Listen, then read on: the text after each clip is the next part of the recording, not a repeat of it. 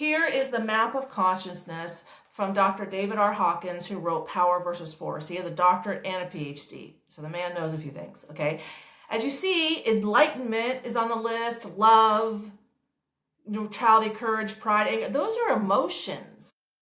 I'm like, enlightenment is an expression of the soul, and I was taught that it's like otherworldly, kind of like God. Like, Buddhism, enlightenment, a little otherworldly. God, otherworldly. Which then, of course, makes you subservient and, okay, I'll behave. And that's the setup for the victim mindset, not healthy.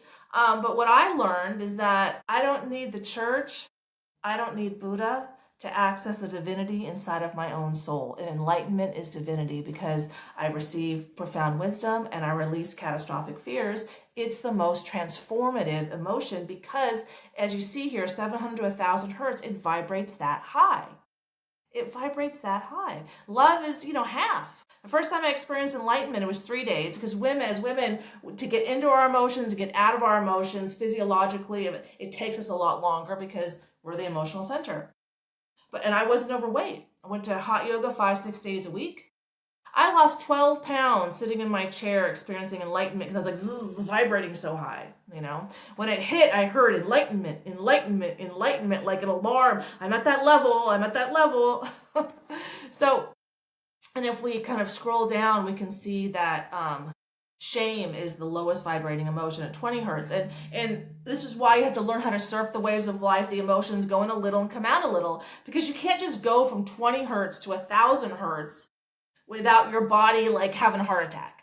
Okay, you have to train the neurology to handle it. I had to let go of so much emotional pain, so I wasn't constantly getting triggered. There was a lot of triggering, but I had to process the triggers before I could expand my emotional range to include enlightenment, which is normal and healthy for every human being. Normal and healthy for every human being. No one ever taught me that. I lived in Chinese Buddhist monasteries. I learned classical Chinese. I never learned that.